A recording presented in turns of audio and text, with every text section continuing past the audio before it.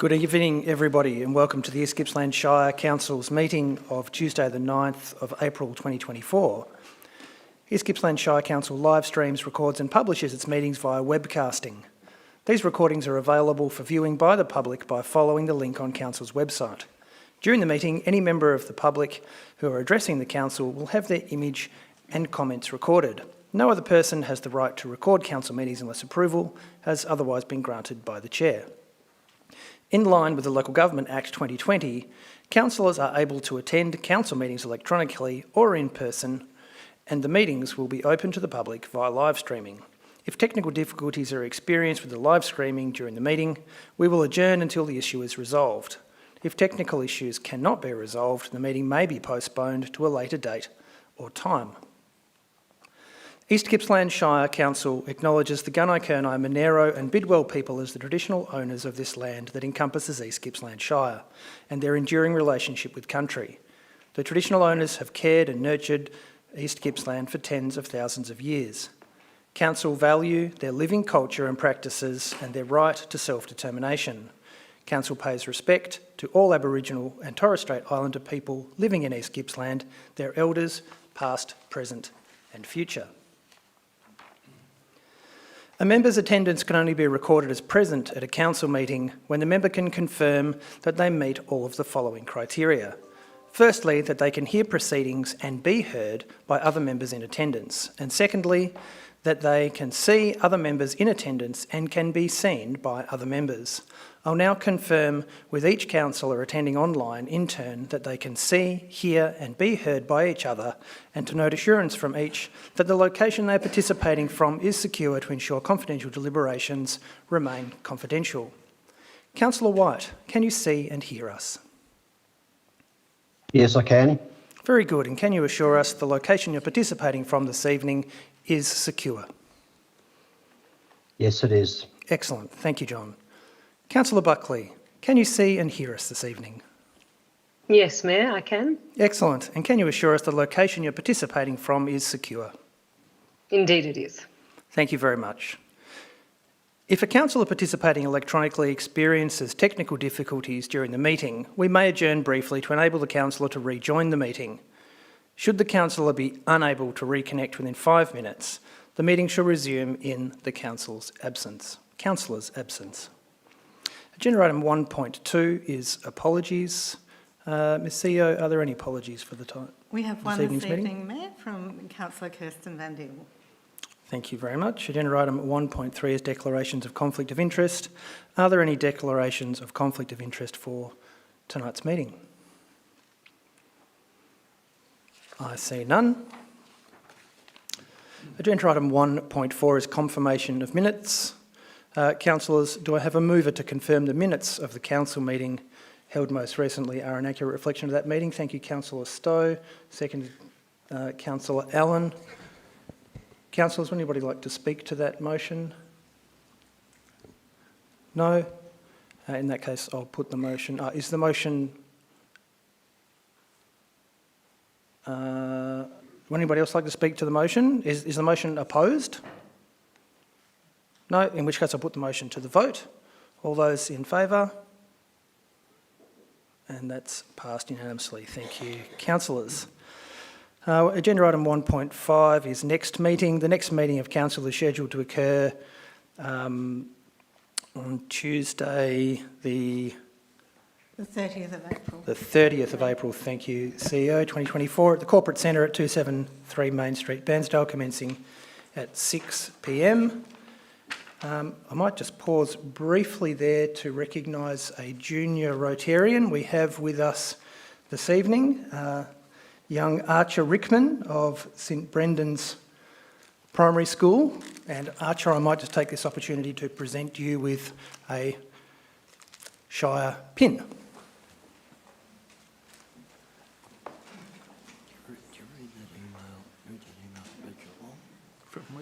Not yet. Not good.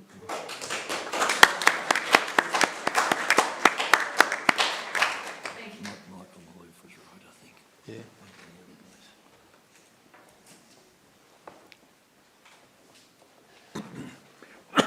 And congratulations, Archer. Agenda item 1.6 is request for leave of absence. Councillor Allen. Thank you, Mayor. I wish to seek a leave of absence from Friday, April the 12th until Friday, May the 17th. Thank you. Understood and noted, I believe. Thank you, Councillor Allen. Are there any other requests for leaves of absence? No, I see none. So we will Mayor, grant... just a point. Do we need a motion? Does that need to be resolved? Yes, I believe so. So Councillor Allen is able to move that as a motion. I'm happy to second it if that's Thank the case. you, Yep. Councillor Reeves. Would either of you like to speak to the motion? No, not required. No, very good.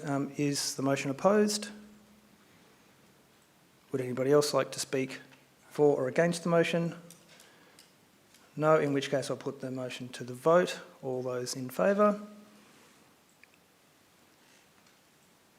And that's passed unanimously, which means you get to go on leave, Councillor Allen. Well done. Thank you, Mayor. Agenda item 1.7 is open forum. The first agenda item under that heading is 1.7.1, which is petitions. Ms. CEO, are there any petitions this evening? No, Mayor, there are no petitions this evening. Thank you. 1.7.2 is questions of council. I understand we have several questions. We have one question this evening. Is that correct? We have one question and then we have some public submissions. So the question of council is from Cosette Murphy, who is here in person, and I would invite her to come up and ask her question.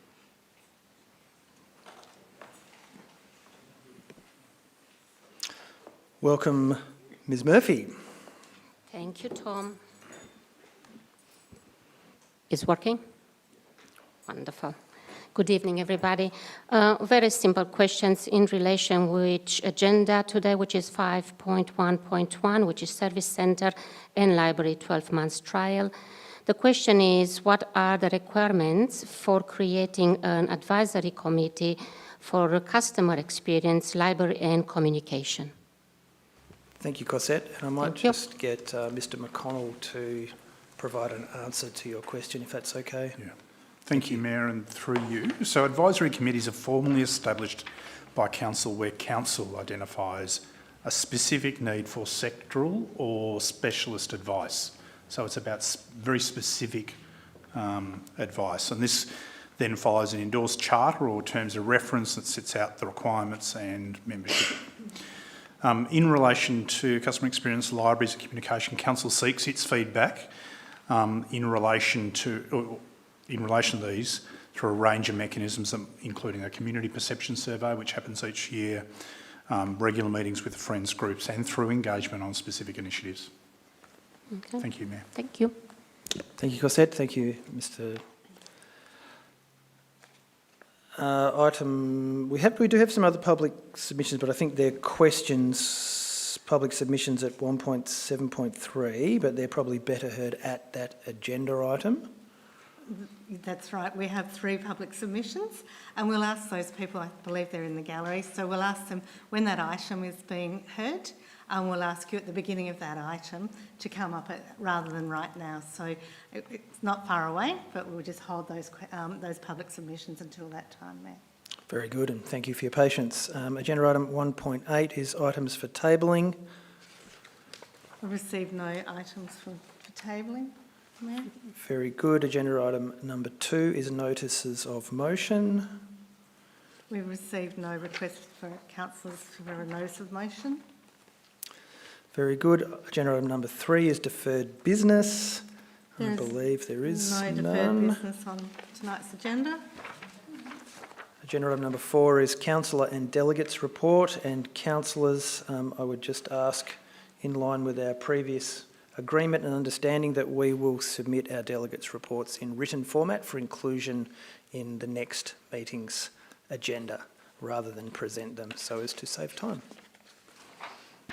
Agenda item number 5 is officer reports, and the first report will be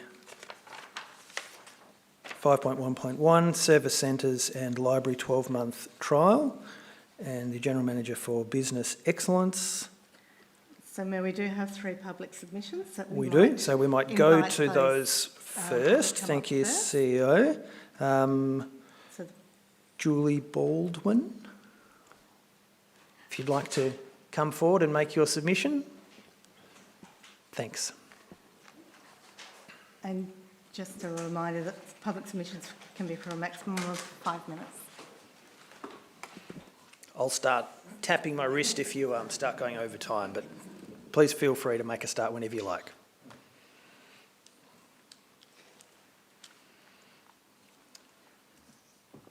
I have lived in Orbost for 18 months. One of the many positives that drew us to this beautiful area was that Orbost has a library.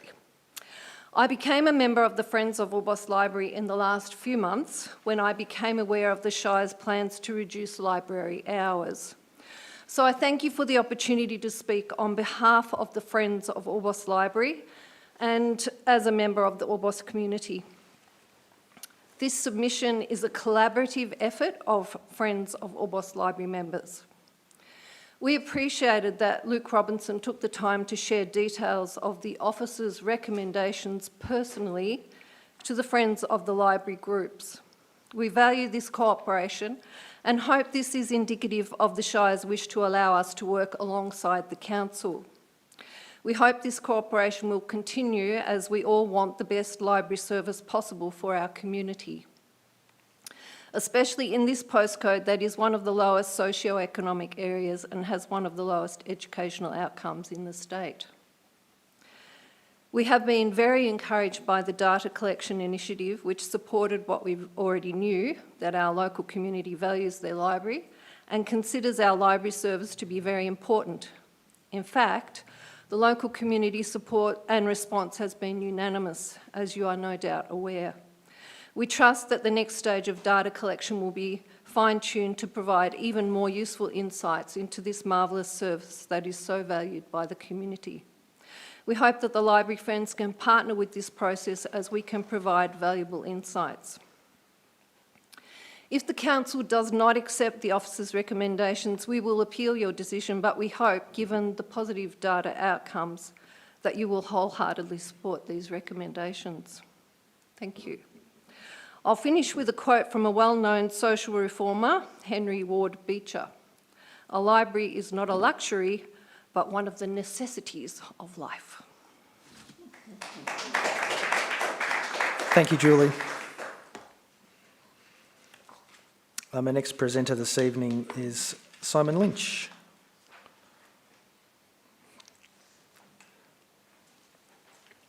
Welcome to the chamber. Feel free to press that little button on the bottom of the microphone stem. It's on, is it? Excellent. You're good to go. Good evening, Council. Good evening. Libraries can introduce people, young and old, to the wonders of reading. They are an important place where everyone can feel safe and respected. They are a place where you can study, learn, and enjoy books regardless of your income level. Libraries provide important social connections for people that need it. Libraries connect community members to services that they need.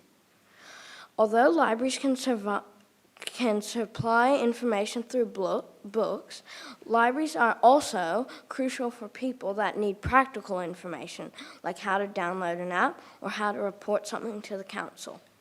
On behalf of the community, I ask that we keep libraries as they are or expand their services, because they are essential places for all. It would make more sense if this meeting was about expanding library services, not reducing them. Thank you.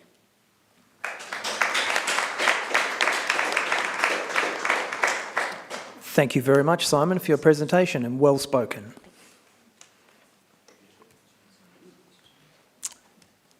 Fiona Seaton.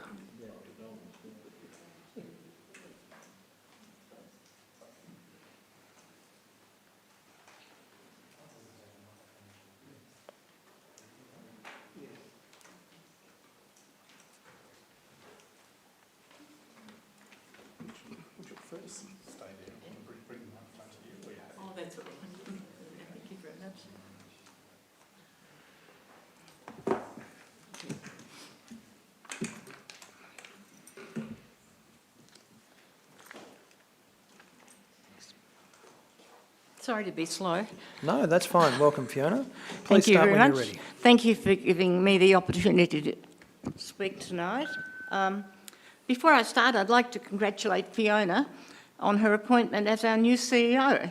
I think you are the first female, so you've made history. Indeed she is. Good on you. It's really great. The Friends of the Painsville Library would like to take this opportunity to wish you well in your new job. I don't intend to ask questions tonight, but to make some comments about this library review. When the Friends were first made aware of the proposal to reduce regional library hours and Painsville Library being the most severely cut, there was great concern and indignation. We launched a campaign to draw the community's attention to this proposal, and from the beginning were made aware just what our library meant to the whole community and the essential role it played for young and old and for residents from all walks of life. It has made us very proud to witness the high esteem and love our community holds for this valuable resource. I feel you, our councillors and councillor officers and library staff, should feel very proud of providing a very exceptional service. I think the process, although disturbing for the Friends groups, may have had a positive element. Sometimes we can become complacent about services provided by local government and even take them as our right. All services have a cost, and we as the users need to prove that this cost is justified and fair. I hope tonight that your decision will show that residents have proven to you that any cuts would be distressing, unnecessary and disappointing to your communities. I think that the data and comments from officers indicate that the retention of existing hours should be a very worthy and admired decision. Finally, I would like to thank you, our elected councillors, for your always courteous and constructive response to my emails. Thank you to the council officers and staff for their considered deliberations and responses. A big thank you to library staff who have continued to provide amazing services throughout this review. I'm sure it has been a stressful time for them. Well, I know it has. We hope that you will vote with the recommendations from the Shire officers to retain opening hours, and we can all work together to provide East Gippsland with the best library service in the state. Thank you.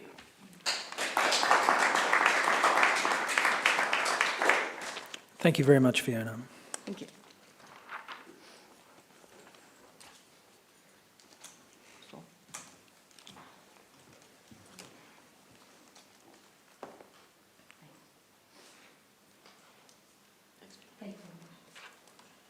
So we'll now move on to the officers' report for agenda item 5.1.1, which is Service Centres and Library 12-month trial, to the Acting General Manager for Business Excellence, Mr Stuart McConnell. Thanks, Stuart. Thank you, Mayor. Councillors, before you is a report outlining some recommendations in relation to both the operating hours of the service centres and libraries and also the mobile library service, importantly. Councillors, you recall a review was undertaken, and when we undertake service reviews of this kind, the intention is to try and understand how can we best deliver services, how can we do so cost effectively or sustainably for council, and how can we do so in an equitable way as well. And they're all things that factored into that review.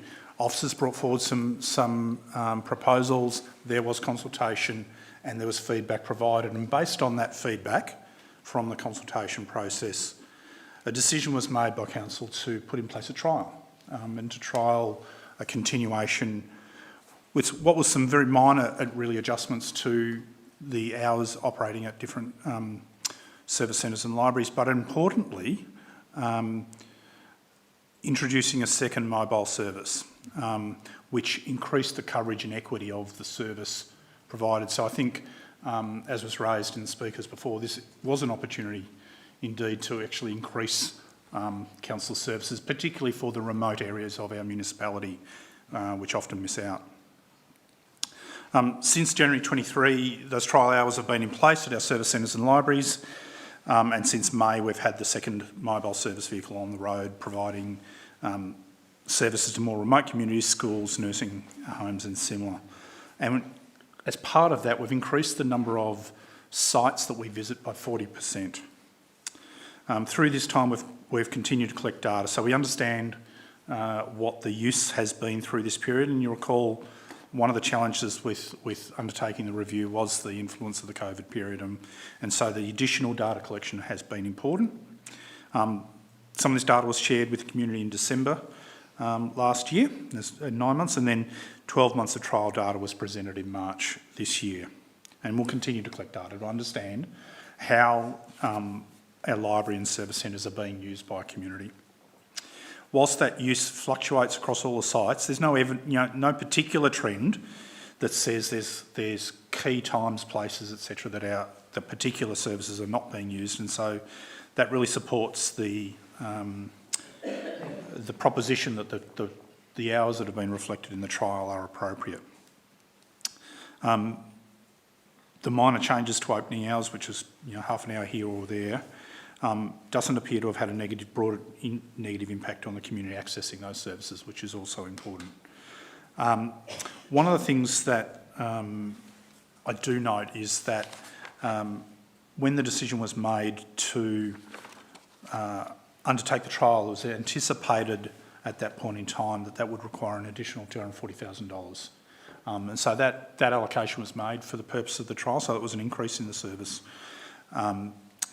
Through this time, the team have done some fantastic work in understanding how we can shift the way in which we undertake some of the customer service activities, and in fact, the expectation is now going forward that we can deliver those services with an ongoing budget increase of $124,000, which is still an important increase in terms of the allocation, but also a reflection of some good work with the team to make sure that we are delivering the services as cost effectively as we can and using our staff most effectively. And some of those changes have also allowed us to change some of the resourcing at some of our other sites and reintroduce library programming at Mallacoota and Omeo. So that's been an important step as well. So, councillors, you have before you recommendations. I won't go through them in detail, but essentially to approve the continuation of the opening hours for the service centres and libraries based on the trials, and to endorse continuing the 2-vehicle mobile library and service centre arrangement as an ongoing service to support some of our remote communities. And councillors, the recommendation is before you, and Luke Robinson is with me this evening to assist with any questions that you may have. Thank you. Thank you, Mr McConnell. Councillor Buckley, I see you have a question. Please go ahead. Yes, thank you, officers, for the report, and also for all the community who have been so actively engaged in this process. My question is, when a review process is undertaken, who is it that actually makes the decision of what area to review? Yep. Thank you, Councillor Buckley, and through you, Mayor. So, Council, so the officers will work through and develop a program over time which seeks to review all of our services, because in fact, one of the things that the legislation sets out for Council is that it should progressively over time review all of its services to make sure that we are delivering them in a cost-effective and appropriate way that meet community needs. So we've got a policy that sets out that approach, and we set out a program for that in accordance with that. Thank you, Thank you, Councillor Buckley. Councillors, are there any other questions or clarification?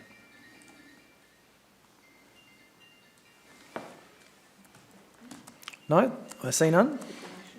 There is a motion before us. Do I have a mover for that motion? Councillor Buckley, thank you, and a seconder, Councillor Greason. Councillor Buckley, would you like to speak to the motion? I certainly would. What a journey we've all been on throughout this process. And Simon kind of pipped me at the post. What a wonderful little speaker he was, and it's great to see young people come into the chambers. So libraries, as we know, serve they're vital hubs for communities. They foster social cohesion through access to information, education and cultural resources. Firstly, they provide equitable access to knowledge regardless of socioeconomic status. promoting inclusivity and reducing educational disparities. Secondly, libraries offer spaces for diverse groups to convene, foster connections and understanding among community members. Whether through book clubs, workshops or community events, libraries facilitate interaction and dialogue, strengthening social bonds. They're just so much more than a place to pick up a book. They support lifelong learning and offering educational programs for all ages, from early literacy programs through to adult education classes. And furthermore, libraries preserve cultural heritage through their collections and celebrating diversity and enriching the collective identity. And lastly, in times of crisis, libraries serve as resilient institutions, offering refuge, support and resources to communities in need. Libraries are not just for books, as I said earlier. They're a dynamic space that empower individuals, promote inclusivity and enhance social cohesion by fostering connections, facilitating learning and preserving culture.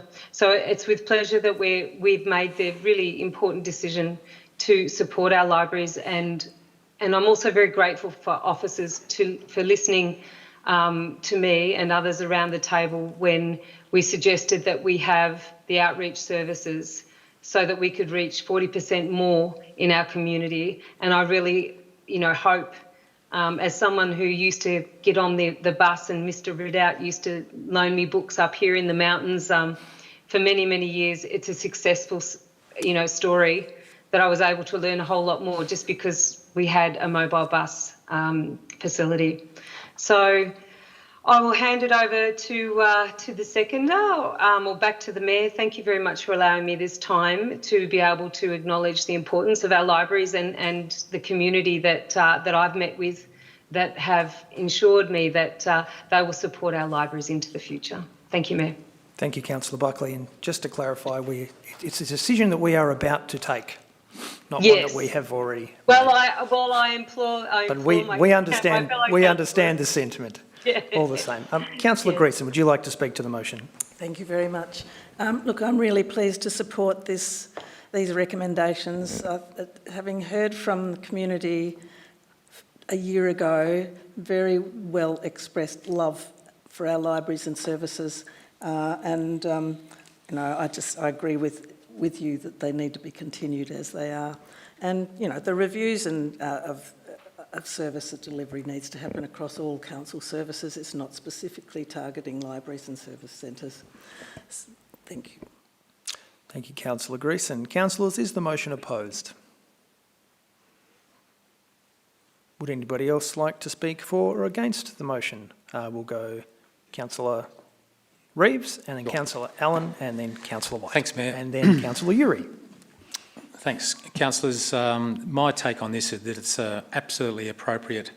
This service provision that is proposed is an absolutely appropriate place and postcode response to the needs and resources of our community. I think that the introduction of the mobile services is absolutely critical and has really made a difference to many of the far-flung points out in the east of the Shire, and I'm aware of those, and I'm aware of the vehicle that comes and goes from the Orbost Service Centre nearly every day and is wearing out tracks right out there to deliver those services, which is just fantastic. I also think that one thing that I have noticed too is that I believe that the model that has been introduced has really shown the multitask capabilities of the staff in our libraries, who not just are specifically place-based in their knowledge of the library, but have a great ability to be able to provide answers and service questions across the whole Shire. And I think that I suspect that might have also grown a bit of the esprit de corps and joined a lot of the staff together, being part of a much bigger whole rather than their connection with their local service centre or library. So there's many layers to this. And I appreciate the words from the Friends, and I appreciate the words from Simon, an articulate person he is, and we look forward to seeing him in public life in future, I'm sure. So I fully endorse the recommendation and hope you do too, councillors. I'm sure you will. Thank you, Councillor Reeve. Councillor Allen. Thanks, Mayor. Look, I just want to also endorse the motion.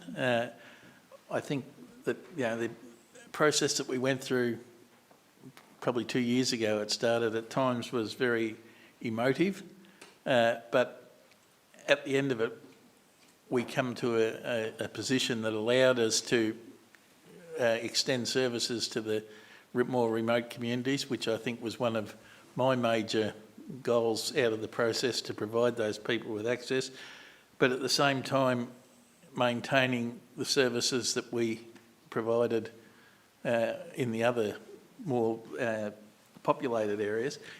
And I think Cosette would be very upset with me if I didn't thank all the people that have participated over the whole journey on the basis of use it or lose it, as she keeps reminding me. And you've certainly gone out there and demonstrated to us that this service is really, really valued and used. And I'd also like to say that I've attended the annual general meeting of the Friends in Lakes a few weeks ago, and what really struck me out of that was the great cooperation and spirit that existed between the library users and the library staff, and I think that that's evolved and strengthened out of this process. So to all of you, thank you. Thank you, Councillor Allen. Councillor White. Thank you, Mayor. I would like to just give a shout out to and acknowledge the people who came forward last year in terms of putting their views forward on the review that was at hand, and I'd just like to congratulate them on the work they've put in and the respectful way they've gone around it. But also, I would like to give a shout out, and I hope that people visiting the libraries in the future do this for the staff that are facing the community very politely and offer to help anyone who comes into the libraries. Just a shout out to all those good staff who are doing such a great job. Thank you. Thank you, John. Councillor Uri. Thank you. I have very little more to add that hasn't been said already, but just wanted to add my 2 cents worth to say that this was a tricky process, I think, when it started off, and I can understand why people were nervous about it. But I think the process has been robust, and I hope you will have renewed trust in the process, that it was thorough, it was well-meaning. We didn't set out to cut funds to the library service, but we needed to have a really good look at it. And honestly, as a councillor, I couldn't feel good about my job if I didn't do that with all the service reviews that come up. So it's something that we need to do, I think, to be responsible managers of funds. So thank you for sticking with us while we did that, and huge appreciation to all the people who've engaged with the process. I think it really has mobilised people's thoughts and feelings about libraries, and that's come through in no uncertain terms. We really have heard that loud and clear, and we know that ourselves. Our libraries are fantastically valuable in our communities. So thanks, everyone. I'm really glad that we've landed in this particular place. Thank you. Thank you, Councillor Uri. I think it might be time to put the motion to the vote, unless anybody else would like to speak for or against the motion. No? Very good. In that case, I will put the motion to the vote. All those in favour?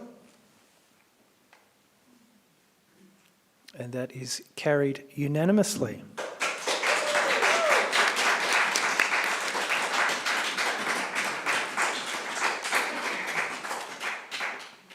Thank you very much.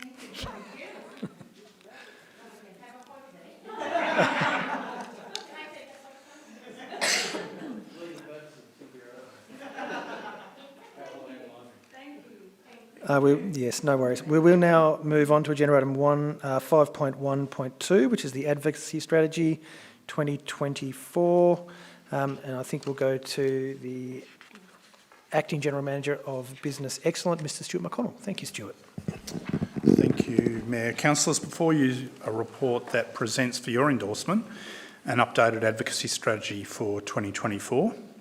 It sets out some clear priorities for councillors and senior officers to assist with the effective advocacy on behalf of East Gippsland, particularly to state and federal government. It's an important part of the work that's done. And I just draw everyone's attention to the time, even just recently, that the Mayor and CEO and other councillors spent in Melbourne meeting with MPs, meeting with ministers to put forward some of the issues that are important to East Gippsland. And again, similarly, the opportunity we had to present some of these priorities when we met with the CEO of Telstra. And they're all important parts of the role that council plays in advocacy. So the updated strategy highlights, it presents a range of areas in which council is seeking to advocate a position and advance the interests of East Gippsland. It includes reference to the 2 position papers that council has adopted in relation to extractive industries and native timber harvesting. But importantly, it identifies 7 of those priorities as being critical, as being going to be the focus for our attention of proactive advocacy over the next period of time. And that includes digital connectivity, reform in relation to the disaster recovery funding arrangements, changes or funding to support our work in asset management and long-term asset management on behalf of the community, the importance of housing availability for workers, climate change mitigation and adaptation, statewide approach to implementation of flood mapping controls, and also work to support the communities and businesses, individuals that are affected by the forestry transition. So they're the 7 items that have been identified as the highest priorities for council's effort. So councillors, before we use the updated strategy, and again, Luke Robinson is with me this evening to assist with any questions we may have. Thank you, Mr McConnell. Councillors, are there any questions of clarification of officers this evening? No, I see none. It's obviously a fairly comprehensive report. Councillor Greeson, please go ahead. Thank you. And Stuart, I know that you talked before about how these advocacy items are going to be used in the future, but can you just confirm, please, that that the attention's not specifically on the 7 priorities, but that and how you would use all of those because there's a lot of them there, and they're all very important. Yes. So that's right, Councillor Grushin, and through you, Mayor. All of the 30 priorities or 31 priorities are items which are identified by council as issues that we want to advance on behalf of East Gippsland.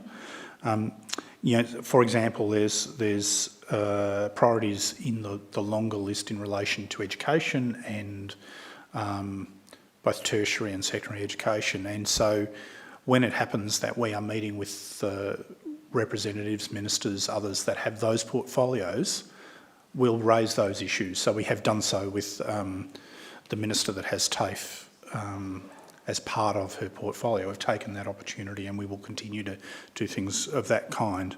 But what we wanted to do is, given the importance of some focused attention on the things that are most important, we wanted to draw out those, and together we've come up with those 7 items as being those that we will really proactively pursue.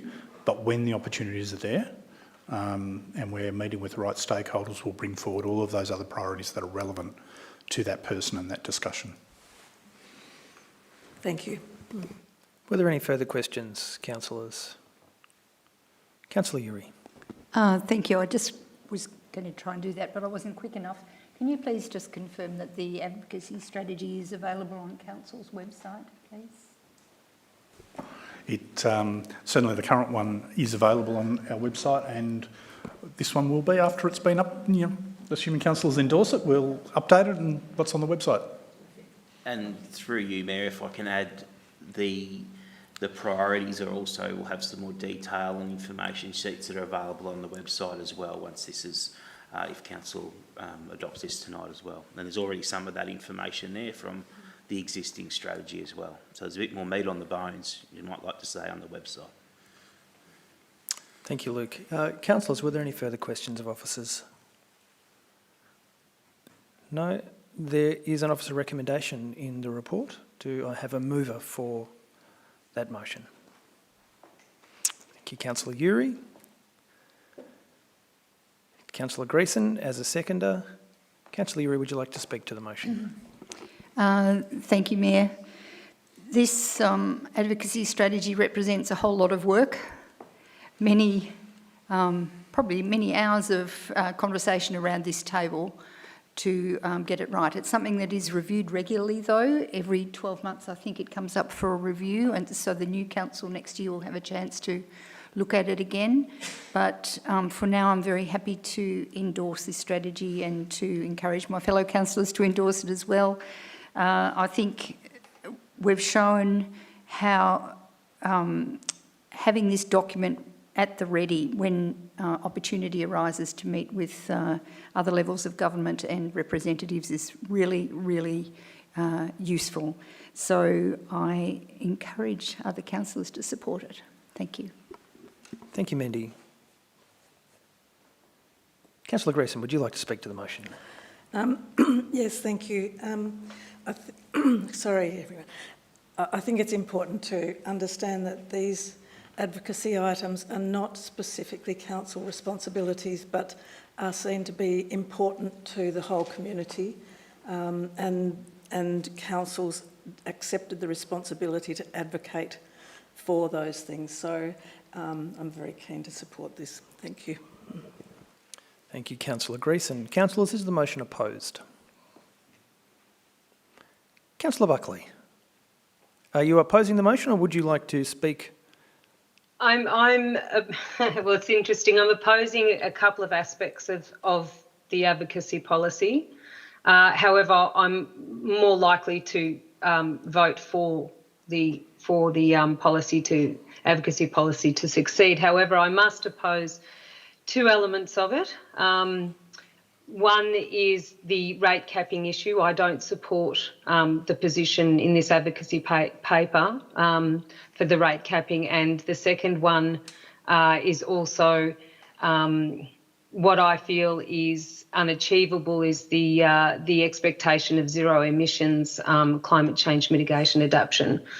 I believe we haven't hit the mark there. So I will leave my opposition at that point, but the rest of the document has been extremely well thought out and presented. Thank you.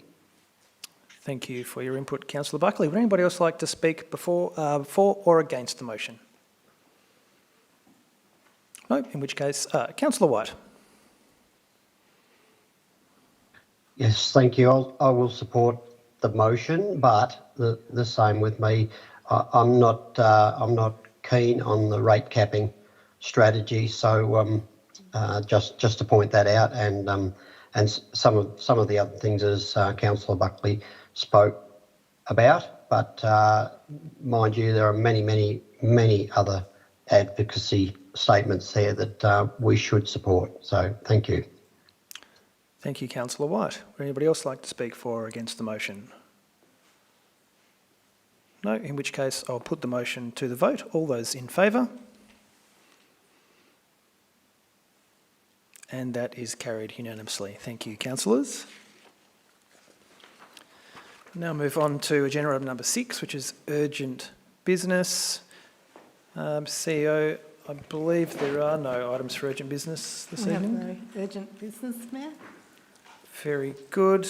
We'll now move on to agenda item 7.1, which is a funding agreement to support bushfire rebuilding. And I understand this is us into confidentiality. Confidential business. So I would that. ask for a motion to move the meeting into camera. Thank you, Councillor Reeves. Thank you, Councillor Stowe. Would anybody like to speak to the motion? And is the motion opposed? No, happy to put the motion to the vote. All those in favour? That's passed unanimously. Thank you, councillors. And thank you to community members for participating this evening and for understanding that council now needs to debate a confidential item.